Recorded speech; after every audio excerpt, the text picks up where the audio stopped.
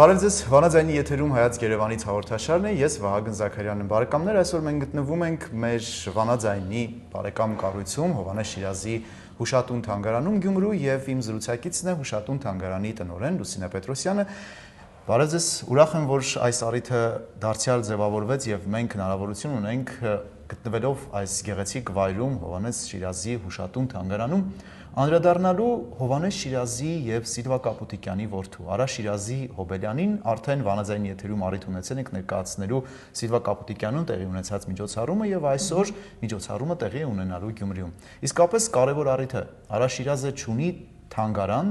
ունի տուն թանգարան, սակայն Սիլվա Կապուտիկյանի եւ Հովհաննես Շիրազի տուն թանգարանը մեկ այլ տեղում հուշատուն թանգարանը այս բացը լրացնում են եւ լավագույնս են իրականացնում այս գործառույթը։ Տարին հոբելյանական է, Արա Շիրազը 85 տարեկան է դառնում այս տարի եւ բնականաբար դուք էլ ձեր թանգարանում Կապուտիկյան թանգարանի աշխատակազմի մասնակցությամբ պետք է նշեք այս գեղեցիկ հոբելյանը։ Այսօր հենց այդ օրն է եւ մենք պետք է անդրադառնանք Արա Շիրազին եւ այն ցուցադրությանը, որը պետք է տեղի ունենա այստեղ։ Դուք նաև մշտական ցուցադրություն ունեք մեզ այս պահին Վանաձայնի եթերում հետևողներին կցուցադրենք նաև այդ աշխատանքներից, սակայն ինչ է նախատեսված։ Ողջույն, սիրով հյուրընկալեցինք ձեզ այս անգամ եւս։ Սպասում ենք մեր մյուս հյուրերին, Սիլվա Կապուտիկյանի տուն թանգարանի տնօրենին, աշխատակիցներին։ Եվ նշեմ նաև, որ մենք հարցազրույցներ ունեցել ենք Արա Շիրազի հենց ցուցասրահից, ըստ երևույթին ռադիո լսողները դա հիշեն, որ հարցազրույցներ ունեցել ենք հենց այդ սրահից։ Այո, մեր մոտ ցուցադրվում են Արա Շիրազի քանդակները, շատ հպարտ եմ դրա համար, որ նրա գործերը այստեղ են ցուցադրվում եւ մեր այցելուները, հանրությունը, հայ հասարակությունը հնարավորություն ունի ծանոթանալու այդ հանճարեղ քանդակագործի, արվեստագետի աշխատանքներին հենց մեր թանգարանում։ Նախատեսված է, ինչպես նշեցի, սպասում ենք մեր հյուրերին, Սիլվա Կապուտիկյանի թանգարանի աշխատակիցներին, փոքրիկ ցուցադրություն են իրենք այստեղ կազմակերպելու եւ հյուրեր ունենք, նաեւ անդրադառնալու ենք եւ Սիլվա Կապուտիկյանի ստեղծագործական կյանքին մի փոքր ու նաեւ Արա Շիրազի։ Բնականաբար Արա Շիրազը ի վերուստ փաստորեն ինքը ծնված օրվանից արդեն կանխորոշված էր նրա ճակատագիրը։ Հանճարների զավակը։ Այո, հանճարների զավակը պետք է հանճար լիներ, նա դրանով հբարդանում էր, բայց միաժամանակ նաև նշում էր, որ ես զավակն եմ ոչ միայն ասենք հանճարեղ իր ծնողների, այլ ինքը զավակն է նաև տիեզերքի եւ երկիր մոլորակի զավակն է ինքը, այսինքն ըստ երևույթին նա նկատի ունի հայի գենը, որ գալիս է դարերի խորքից եւ միշտ ճիշտ ասած այդ գենը մի քիչ շատ է շահարկվում, հայի գեն ասվածը։ Ես կենսաբան Լևոն Եպիսկոպոսյանին մի անգամ առիթ ունեցանք հյուրընկալելու մեր համալսարանում Շիրակի, ինքը ներկայացնում էր իր տեսակետը այդ առումով բավականին լուրջ հետազոտություն էին իրականացրել եւ ինքը ասում էր, որ հայի գենը դա մշակութային գեն է, ասենք այդ հենց արվեստագետներ տալը կամ հայրենիքի հանդեպ ինչ որ մեծ փափագով սերը, կարոտը, ընտանիքի մոր հանդեպ, երեխաների հանդեպ, այդ ամեն ինչ ինքը ասում է, որ դա մշակութային ձևով է փոխանցվել սերնդես սերունդ եւ ոչ թե ասենք կենսաբանորեն կոնկրետ ինչ որ հայի գեն կա, որը փոխանցվում է սերնդես սերունդ։ Ըստ երևույթին Արա Շիրազը դա էլ նկատի ունեցել է, որ նաեւ ինքը այդ գենը կրողն է, ոչ միայն իր ծնողների միջոցով է ինքը այդ արվեստագետի ուրեմն գեները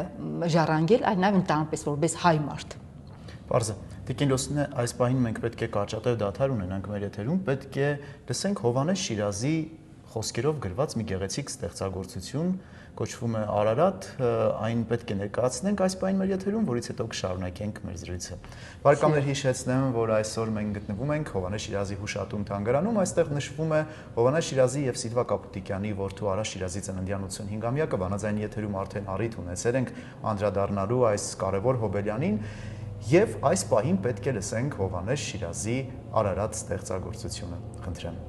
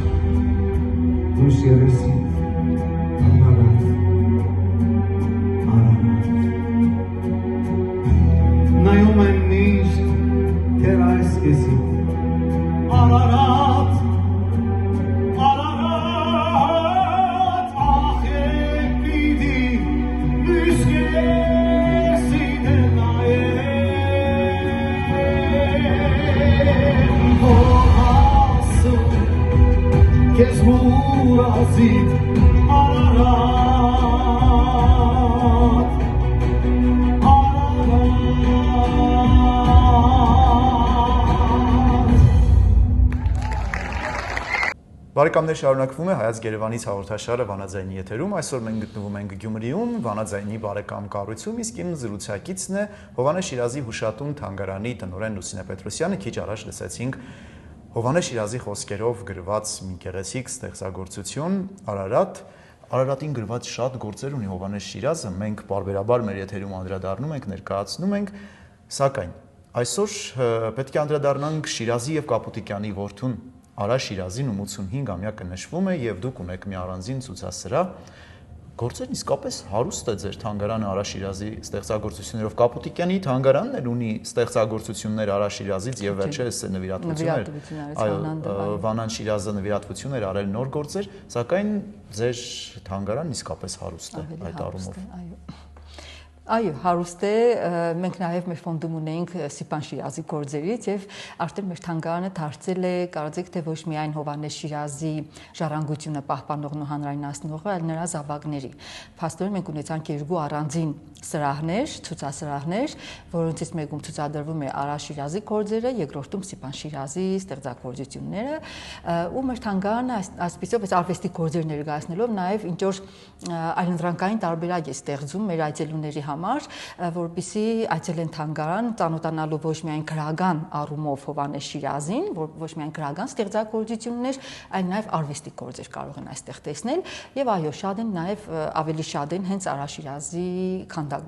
քանդակագործական աշխատանքները, քան Սիպան Շիրազինը։ Սիպանինը մի փոքր ավելի զիջում է, նրանը գեղարվեստական աշխատանքներն են ավելի շատ։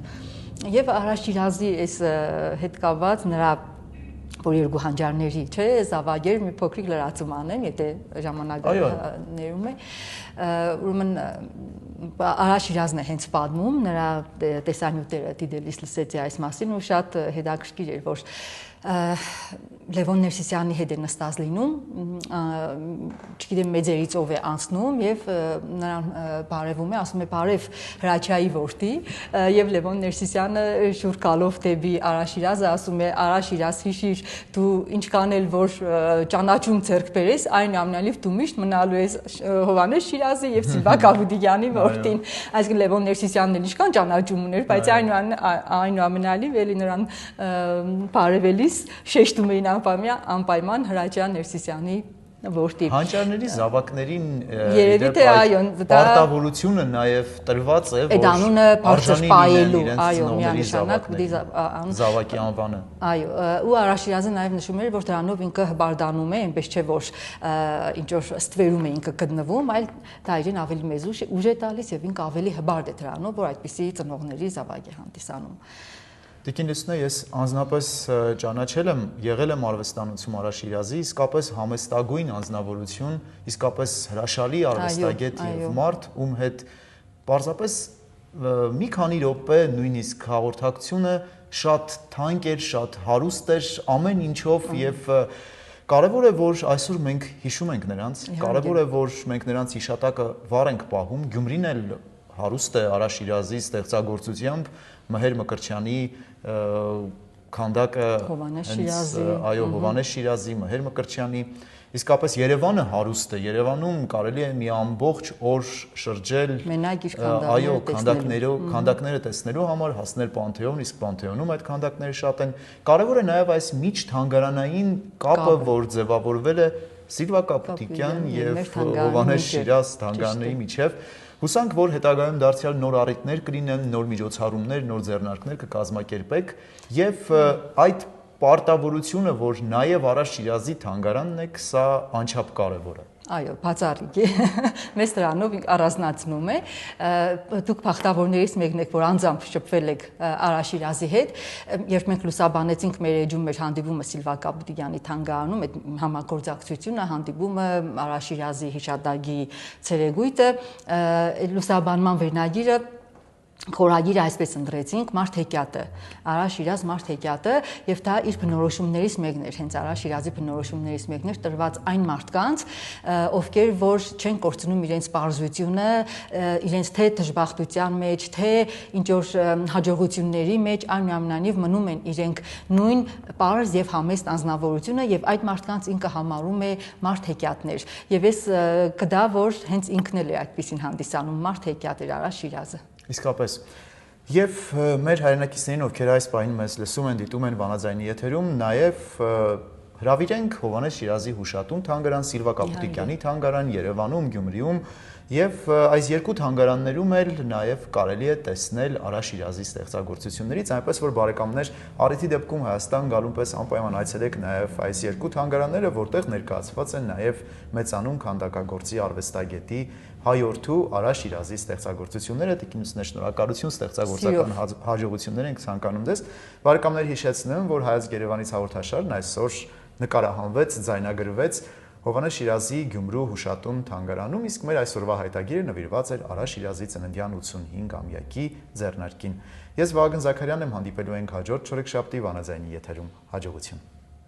Հայաստան աշխարհ Դու մերը եղար ու մերը չեղար։ Դրա համար էլ մենք քեզ սիրեցինք սիրահարի պես։ Դու մերը եղար, ինչպես մերն է մեր երակներում հոսող արյունը, ու մերը չեղար, ինչպես մերը չէ, վարագաս սարի արևածագ, սասնան տարնիչնող մանանան, մշո դաշտերը, շոյող սոսապ։ Դու մոտիկ եղար, սրտի տրոփը մեր կոշտ ձեռքերին հաղորդելու չափ, և հեռու եղար, սահմանից այն կողմ, անի կարմիր ավերակներից մեզ երևացող մայր տաճարի պես։ Դու տակ հող եղար, մեր պիրկ խոպերի տենչանքին հլում, մեր գգվանքներից ծլարձակող հող, և միրաժ եղար, կապույտ, անշոշափ ու անբռնելի, մենք անվերջ հասնող, իսկ դու հեռացող, անվերջ հեռացող, Հայաստան աշխարհ, դու այդպես եղար, դրա համար էլ մենք քեզ սիրեցինք ոչ հարազատի հանդարտիկ սիրով, այլ սիրածի պես, սիրահարի պես, ցավոտ, ցավախառը, երազով, լույսով, երգող տխրությամբ, մերթ խռովելով, մերթ հաշտվելով,